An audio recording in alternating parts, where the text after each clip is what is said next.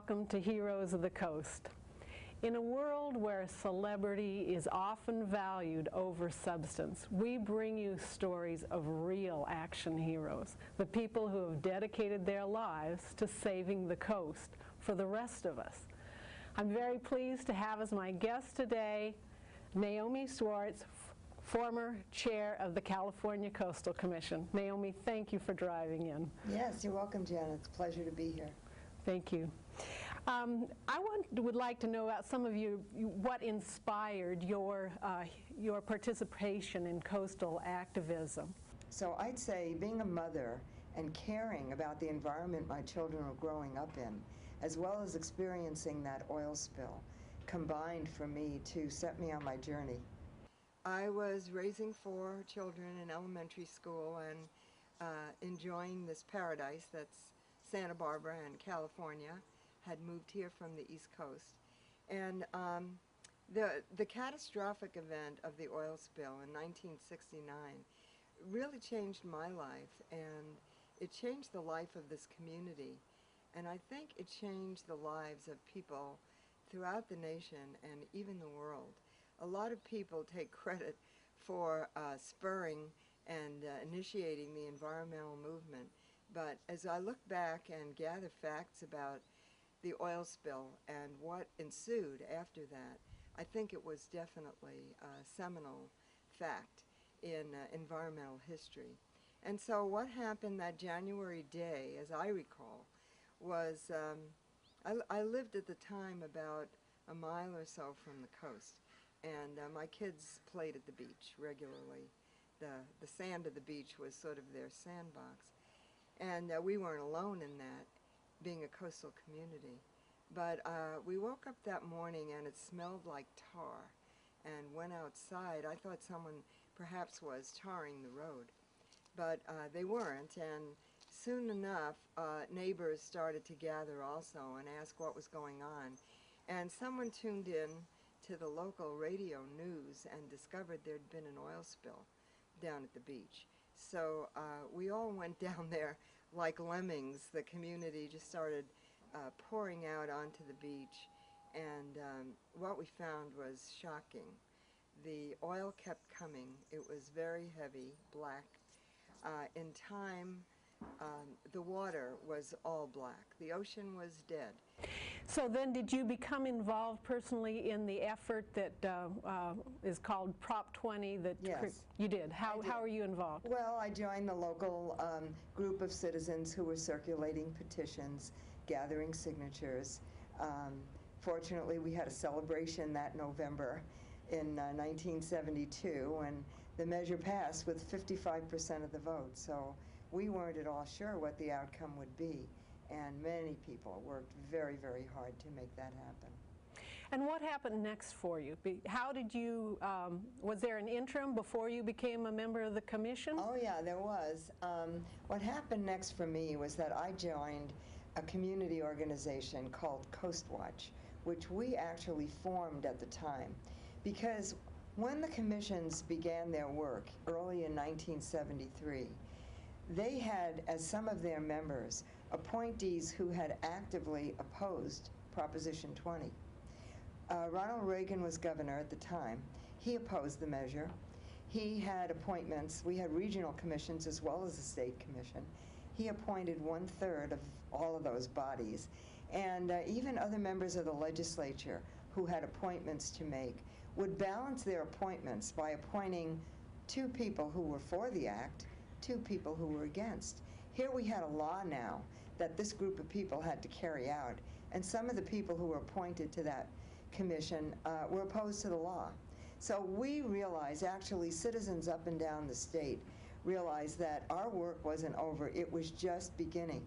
We needed to watchdog these commissions. We needed to make the people there accountable to the public. So we started in Santa Barbara and expanded it to the Tri-Counties, Ventura, Santa Barbara, San Luis Obispo, our Coastwatch organization. Now, among all of us who were involved, I was the one who seemed to have the most time. My children were all in school, and I wasn't working outside of the home.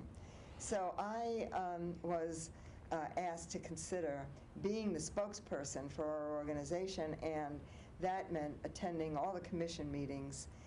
We decided to write a newsletter and publish a monthly newsletter where we had the voting records of all the commissioners on key measures that came before them. So that was my beginning, really. I was on the other side of the podium from these very austere-looking, very official-looking individuals who were carrying out a law that, to me, was critical to do right for the people of California. And then you were appointed by... Well, what happened then was we had a vacancy a year later on our regional commission, and that seat was an appointee by the Speaker of the Assembly. And because of my work with Coastwatch, he was really informed about me and knew about me, and he appointed me to fill that seat. Now, was who? That was Leo McCarthy, who was Speaker of the Assembly at the time. And so my first official really work with the commission was as a member of the South Central Coast Regional Commission, and that was a Tri-Counties commission. What we did for the next 2 years, as all the other, there were 6 regional commissions in all, as they all did, was to have hearings up and down the state and develop what became the legislative blueprint for the Coastal Act. We developed, with the State Commission, obviously, that had the ultimate authority, the measure that was put before the legislature in 1976 that we asked them to enact to make the coastal commissions permanent. Right, and that what I had not known before I talked to Peter Douglas about it was that bill then eliminated the regional commissions. Yes. I think there was always the idea that the regional commissions would phase out. And it was a cumbersome process for applicants because they had to first go through local government approvals, then go through a regional government process, and then if their approval was appealed, or if they had a certain category of development, go to the State Commission. And it really was more onerous than many of us felt it had to be. So as long as we had a law that had all the provisions in it that would in fact protect the coast, we didn't feel we needed all those levels of bureaucracy. Okay. And when you were appointed chair, you were appointed... Well, first I was appointed in 1976 to the newly reconstituted State Commission. And I was appointed there by Jerry Brown, who was governor at the time. It was, as you can imagine, an exciting transitional period because the regional commissions were transitioning out. We had a new law to form the basis of our decision making. And we, as one body, the State Commission, had to really hear from people up and down the coast. With the phase out of the regional commissions, we had quite a roadshow. Mm-hmm. You spoke to me a couple of days ago about some of the major issues that you felt that came before the commission while you were chair. One was public access. What do you particularly remember about that? Well, public access was obviously at the heart of the Coastal Act. If you read the law, there is a preamble to it. The preamble is language which explains why this law is necessary and relevant. And it is like a constitution of the coast. And it declares that the coastal zone of California belongs to all the people. This is really remarkable, and anyone who hasn't read that law, I would say do it, because it tells the public what their right is. And the paramount right under the Coastal Act is to be able to get to the beach. The reason for that is that the impetus for the Prop 20 initially was the fact that the coast was being walled off by development. By the California Constitution, the navigable waters belong to the people of the state.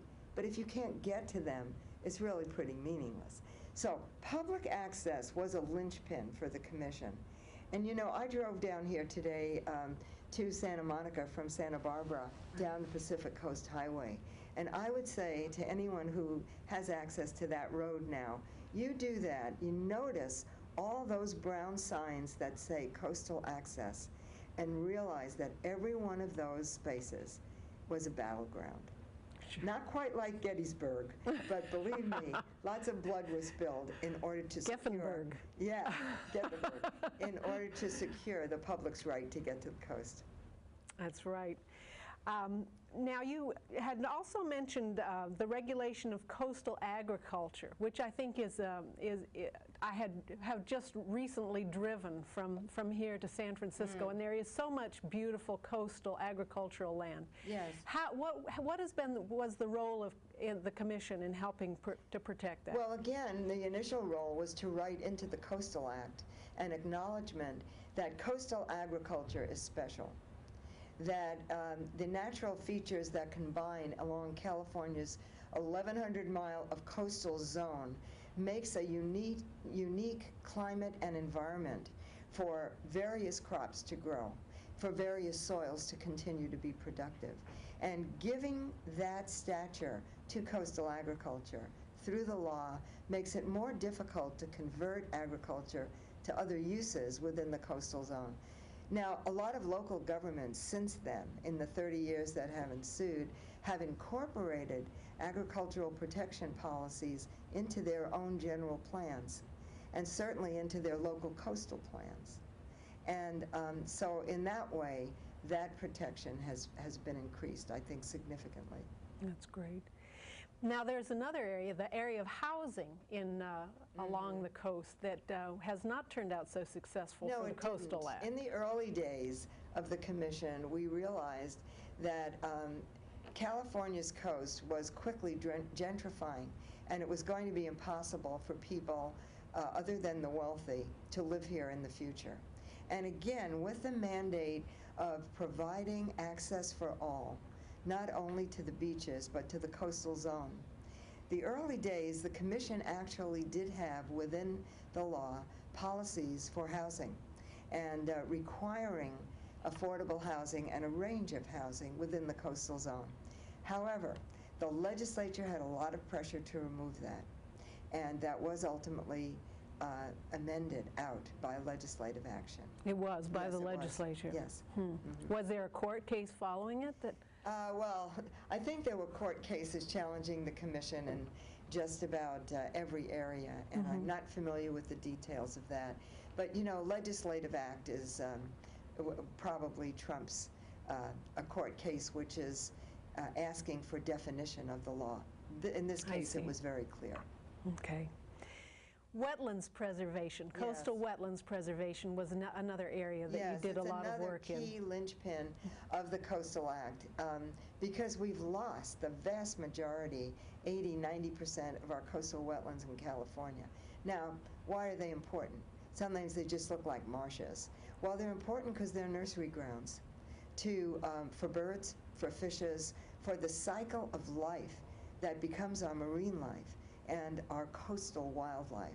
And so they are almost irreplaceable. We have tried in places to create new wetlands, and they are never as successful. So we realized, and the Coastal Act realizes, that the best shot we have at maintaining what we have left in California is to preserve the wetlands that we have today. And we have some great examples of that. We have Bolsa Chica off of Huntington Beach, and we have Playa del Rey. In Santa Barbara County, we have the Carpinteria Salt Marsh. We have the Goleta Slough, and we can go all the way up to Northern California. These are all areas that without the Coastal Act would probably be filled in, would be housing, or some of them might even have industrial uses going on there. Well, we know that very well from Ventura County with Ormond Beach, which That's right. We've made progress, but there's still a lot of protection needed. But one of the things that you mentioned about this is the characteristic of the action of the Coastal Commission doesn't always exactly save an area immediately, but that it buys time. Well, you know, I want to quote Peter Douglas here, who has said repeatedly over the years, when the issue of saving the coast comes up, we will never save the coast, but hopefully we'll always be in the process of saving the coast. And I think we have to all remember that. That work is never going to be done. So we can't say we've saved this area, because we look back and we see now, 30 years later, there are continued threats in some cases. We thought we had protected California's offshore against offshore oil drilling, against liquefied natural gas terminals. We find out today that's not the case. We have LNG proposals right now in Southern California. We have offshore oil development, again, expanded development proposed for Santa Barbara County. Do you know any of the particulars of those, the oil lease threat? Yes, I do. In Santa Barbara County, actually, there are some newly reconstituted oil companies. You know, the majors really aren't players right now there. But these are companies that are looking to a favorable local government, principally the Board of Supervisors, they hope, who will approve projects that they have in two ways. Most of them do require extended reach drilling technology, either from onshore to offshore, or from existing platforms to new reservoirs. In all cases, they would begin a new generation of extraction. And in some of the leases that they're talking about, those leases are really not actively on the market, but they, through the extended reach drilling, hope to be able to get at the crude oil that's there.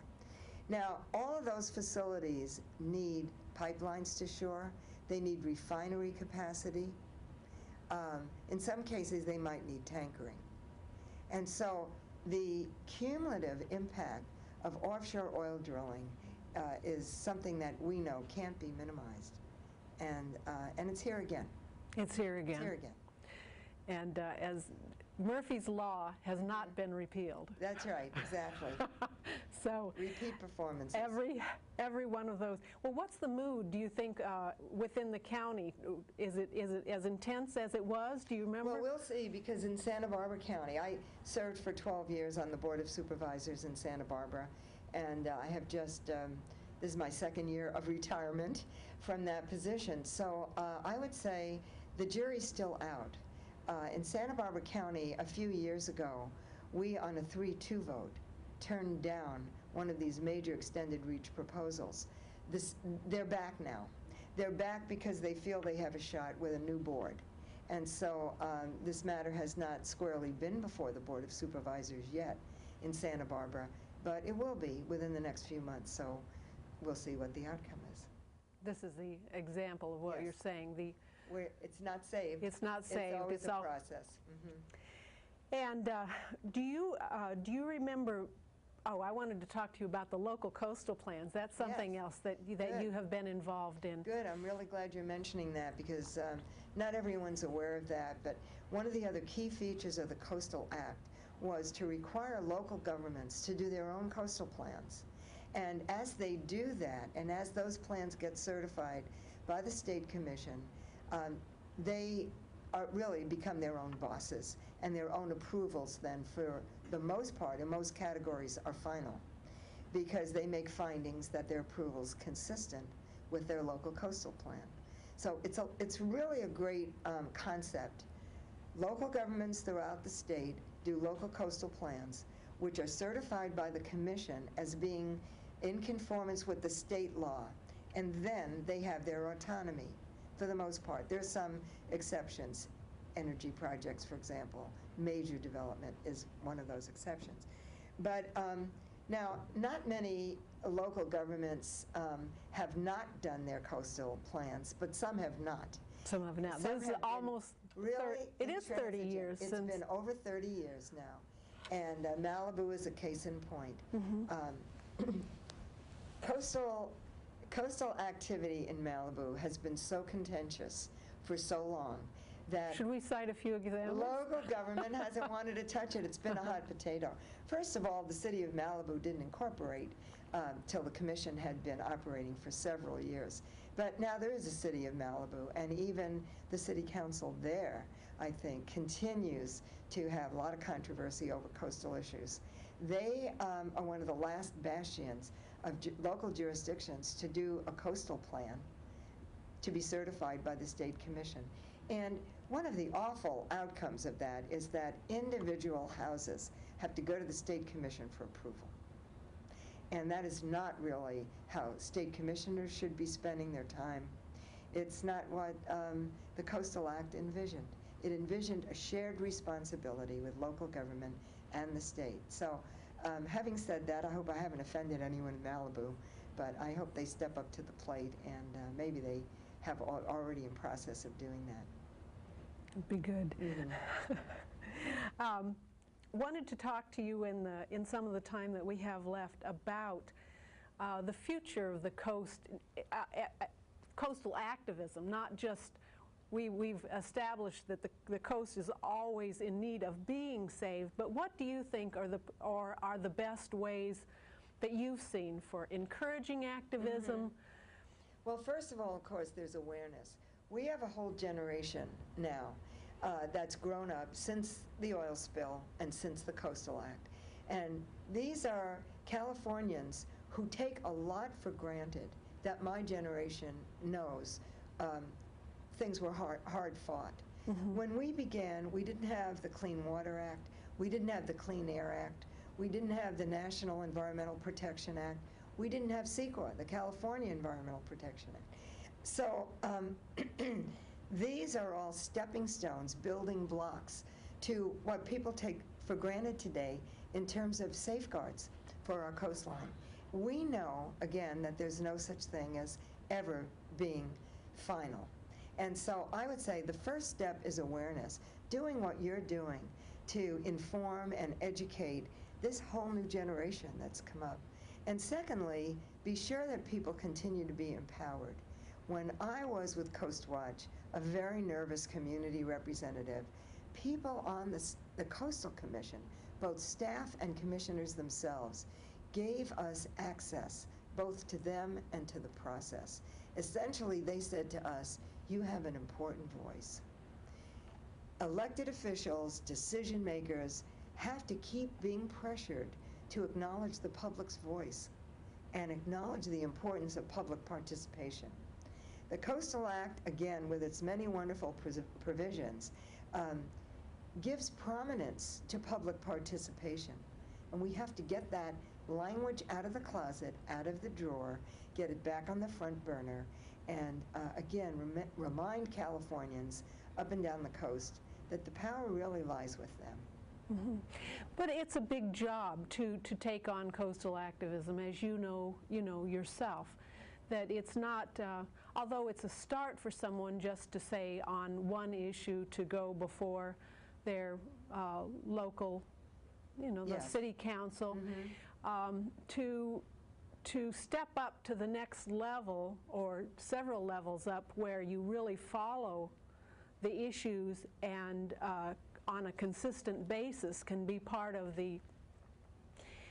It's really becomes the difficulty. It becomes if a person is not doing it full time, it's very difficult for them to stay abreast of what. Absolutely. Mm-hmm. First of all, we have coalition building up and down the state, which has been wonderful in enabling people who have come forward from one local issue to see the broader importance of coastal activism and to have their voice heard by many, many people. So it goes beyond their own particular neighborhood capability. But we do need to have support for organizations where people can work full-time, where they can be the representatives of the voice of the public. There's no question about that. And whether that comes from private philanthropy, which often it does, whether it comes from environmental organizations, which sometimes it can, we need to continue to build that because there have to be financial resources behind the people that do the work. Mm-hmm.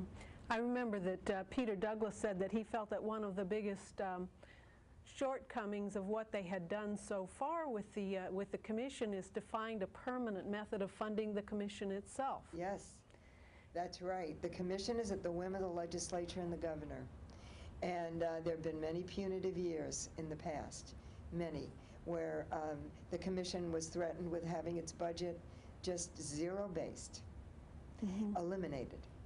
There have been years when Coastal Commission's budget has been starved. You know, it's not hard to figure out. If you don't have the staff to do the job, you won't do the job. You can't do the job.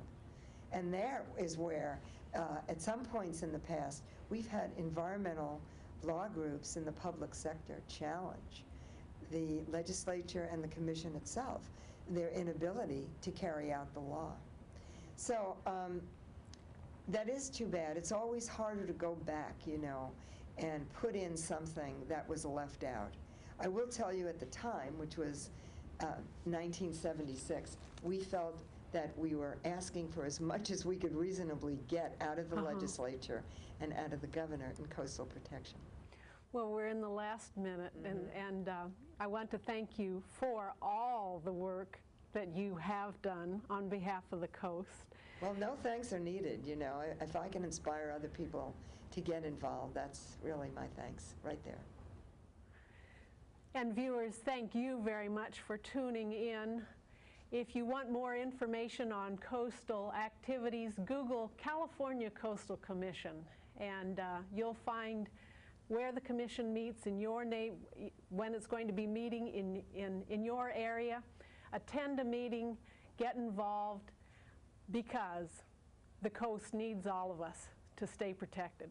Thanks for joining us.